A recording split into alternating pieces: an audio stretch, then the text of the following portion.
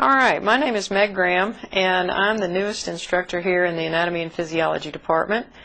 And I'll just go ahead and tell you I am very technologically challenged, so for me to try to talk to you and come up with a color on the pen here at the same time is a real challenge. But I've obviously done it, so I'm really excited that I've gotten one thing right. Anyway, today we're going to talk about enzymes. And enzymes basically are protein molecules which are going to change the rate of reactions in our bodies. And you can always recognize an enzyme because it will always end with the, well, not always, but most of the time it will end with the suffix ASE. So if you see ASE on the end of a word, that tells you it's an enzyme. For example, if you have lipase, that ASE on the end of lipase tells you that it's an enzyme, that it acts on a lipid. So then you could have protease. ASE tells you it's an enzyme and it's going to act on proteins. But that's just one way you can recognize them. Now don't always count on that being the case, because sometimes you'll have something like trypsin, which is an enzyme, but it doesn't necessarily have that ASE on the end. Well, why do we need to change the rate of chemical reactions in our bodies? Why don't we just let everything go? All your molecules in your body have just random motion, which we call kinetic energy. And that kinetic energy, things are just bouncing around, and if you wanted to just wait for things to happen and for molecules to just collide and hit each other, and then you could get the reaction, it would eventually happen. There's a lot of times, though, when that wouldn't be good, when kinetic energy needs a little bit of help. So enzymes come along, and basically what they do is they will present molecules to each other so that you can get that reaction occurring. You don't have to just wait for these random collisions to occur. Now that might be real important if you're uncoordinated like me. I tripped 3 times coming up the stairs this morning. Well, let's say I was using a knife. That could be really dangerous, and I cut my finger, and I do it all the time. Well, would it be to my advantage to just wait for these random collisions and hope that I get the right molecules hitting each other and then I could get blood clotting going on? Or would I want to have enzymes? Yes. I would want to have enzymes so that I could get the right molecules presented to each other so that I could have blood clotting going on and I wouldn't bleed to death. Of course, y'all will probably wish I bled to death by the time this video is over, but we'll get over it. All right, change. Okay. I'm going the wrong way. I told y'all I was technologically challenged. Y'all are just going to have to get over it. All right, let's start with some properties of enzymes. First of all, enzymes are catalysts. Now, a catalyst is nothing more than it's a substance which is going to change the rate of a reaction, but it's not consumed in the reaction. Now, that's a good thing, and that's what an enzyme is, a catalyst. So you can use these molecules over and over and over because you put them in, they come out, you do the reaction, and they come out just the same. So you can keep using them as long as they're around.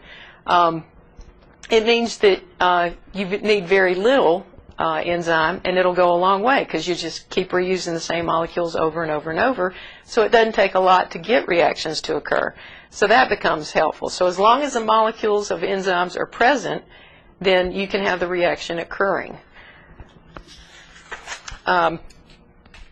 Another property of enzymes, and I've already said that they're protein molecules, but they act on other molecules that we call substrates. So a substrate is simply nothing more than the molecule that an enzyme acts upon. So if you look at this picture right here, this is your enzyme right here. And notice it's got a particular shape to it. Well, I said enzymes are proteins.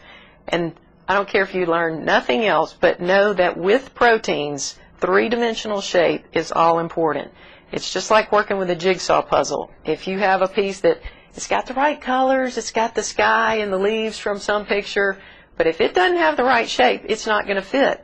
Well, enzymes are the same way. They have a very specific shape to them because of their protein, whatever, they're made up of proteins, and that's what gives them their activity. So here's your substrate right here, and notice that the enzyme and the substrate just fit just right. Everything works together. Well, then you get this enzyme-substrate complex formed, and then it's going to cause a reaction to occur on your substrate. So now your substrate has been changed into 2 separate molecules here. notice what comes out. Your enzyme comes out looking just the way it did when you started. So that's why enzymes can be used over and over and over, and that's why they're a catalyst, because they come out unchanged and you can just keep working on them over and over. Remember that this shape of enzymes is determined by the chemical bonding that occurs between the molecules.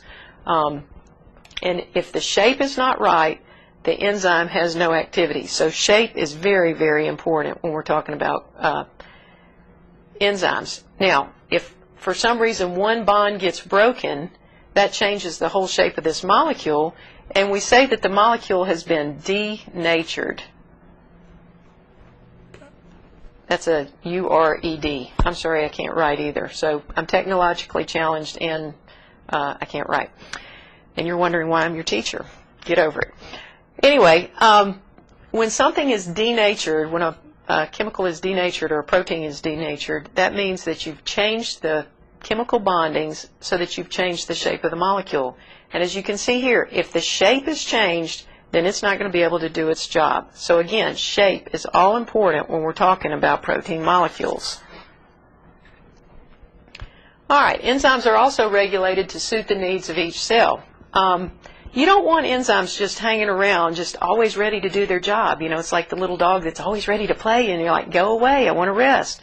But with enzymes, you don't want them always hanging around ready to do their jobs. Think about that cut finger that I probably will or would have if I had a knife. It's great that I have the enzymes that are there and they're going to cause blood clotting. But I don't want that reaction to keep going on, and I don't want this giant blood clot forming all over my body. I want it to just clot at the area of the cut and then be done. So we have to regulate the enzymes so that we don't have bad things happening like a giant blood clot all over my body. That wouldn't be productive. So the way we can do this is a lot of times enzymes are produced as inactive precursors. So you have a molecule that's just about ready to be a good enzyme, but you change one little thing so that when you need it, all you got to do is like clip off one little piece of it, or just change it in a small way, and then it's right there and it's ready to do its job. An example of that would be pepsinogen in your stomach. Pepsin is the active form of that enzyme, and it will break down proteins. Well, you don't want pepsin just hanging around in your stomach breaking down proteins, because your stomach is actually made of proteins, and you don't want your stomach to be broken down. So you only want that activated when food's in your stomach and you're breaking down the proteins in your food.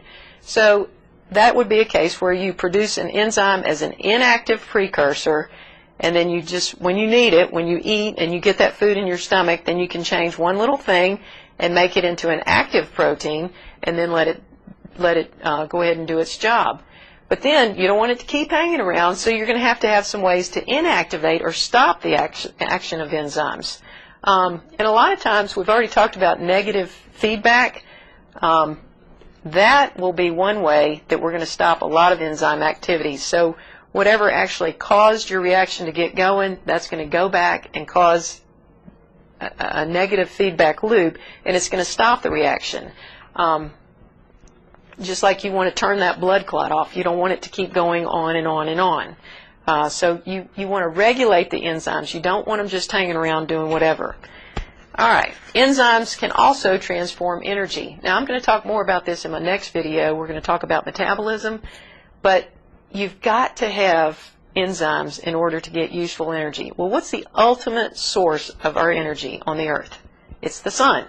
Well, do we just go out and walk out in the sun and go, oh, I'll take some energy from that sun? No, it doesn't work that way. What happens is plants will take the energy from the sunlight and they'll undergo photosynthesis. And you can go back and look up photosynthesis in your book. We're not going to get into it in here. But basically what photosynthesis does is it takes energy from the sun and it converts that energy into carbohydrates or sugars. Now, okay, we've got energy from the sun stuck in carbohydrates in the plants. Well, then we come along and we eat the plants. And now we've got those sugars in our bodies. So then we go through a process called cellular respiration. And that's going to change the energy that's found in carbohydrates into an energy that our cells can use. And that is ATP. So we got to put that energy into a useful form for our bodies. So the sun gives us the energy, the plants convert that energy into carbohydrates, then we eat the plants, and then we convert that energy into ATP. And ATP we're going to talk about more in the next video, but basically what we're doing with ATP is it's a chemical form of energy that our bodies can use, and that is going to help us. Like if we want to, you know, if I want to slap this camera and just knock it off, which is what I really felt like doing earlier today, it would take a muscle to move my arm to do that. Well, I've got to have energy to make my muscles move, and that's what we use ATP for. All of this, though, is going to require enzymes. Yeah, it would eventually happen if you left it sitting there years, days, hours, but it wouldn't happen when you wanted it to unless you have enzymes. So we have enzymes that are going to make our muscles move. We have enzymes that are going to help us make energy, and all of that needs to occur because of the enzymes. All right. A lot of times enzymes will require either a cofactor or a coenzyme. Now, a cofactor is simply nothing more than an inorganic ion, something like magnesium, zinc, or iron. These are things that we actually get out of the soil. Again, plants are important for us because we eat the plants, and these plants have the elements that came out of the soil incorporated into their molecules, and then we eat them, and that's how we get them in our bodies. Well, what happens is let's say that this right here, this purple thing, is our enzyme, and notice the shape of it. Okay, this might be a cofactor here, which would be something like zinc, iron, or magnesium. That has to first bind to our enzyme in order to get a shape change. So if you look right here, now the enzyme is kind of opened up here at its active site, and it's now fitting our substrate better. So now the substrate can bind. But if we didn't have binding of this enzyme in this, of this cofactor right here on the enzyme to begin with, our shape change right here would not have occurred, and so the substrate could not have bound to it. So you have to have sometimes these cofactors that will help us make the enzymes work. And again, it's all about bonding and changing the shape, and it's all about that shape that makes it active. Now, so just remember, a cofactor is going to be an inorganic ion that comes from the soil, and a coenzyme is going to be something organic. So things like vitamins. Remember, your mama always said you're supposed to eat your vitamins, and if you took a little Flintstone vitamin when you were a kid, if you looked on the package, it has, you know, vitamin B, vitamin C, and all this good stuff in it, vitamin, and then it also has like iron and zinc and things like that. Well, those are your cofactors. And again, you need these so that it can make that enzyme effective by changing the shape of the enzyme. And once that shape changes, then it can bind the substrate and actually cause this reaction, whatever reaction it is, to occur. Now, if you don't get your cofactors and your coenzymes in, what happens to your enzymatic activity? Well, it doesn't work as well. So you might, if someone has vitamin deficiencies, they could get all kinds of diseases, or if you just don't eat well, you may have poor or just yucky looking skin, like you may just get that kind of road hard, put away wet look because you didn't eat your vitamins and your veggies and fruits like your mama told you. And you think, okay, well, I can just take a little vitamin tablet. They don't work as well. If you take it from real food stuff, your body will absorb it a whole lot quicker and easier than you will in a vitamin. And don't get me started on the vitamin industry, because it's an unregulated industry, and you are literally flushing lots of money down the tubes when you rely on those little pills instead of eating right. So don't let that fool you. Okay, another thing is that you've got different factors that are going to affect enzyme activity. The first being temperature. Now, temperature is important because you have a normal body temperature that most of your enzymes are going to act at. If you get too hot, things aren't going to work right. If you get too cold, things aren't going to work right. As you actually increase the temperature, though, molecules are going to move faster. That kinetic energy is going to kind of pick up its pace a little bit, and things are going to start moving around a little bit quicker, and you think, oh, well, that would be good. Well, what happens is molecules will start to move so fast that it can actually rupture the bonds And if you rupture the bonds, you're changing the shape, and if you change the shape, you're decreasing the activity. So you don't want things to move too fast. And then likewise, you don't want things to be too cool, like if you're in a situation where you're hypothermic, which means you're too cold. That means that the energy, that kinetic energy, is going to start slowing.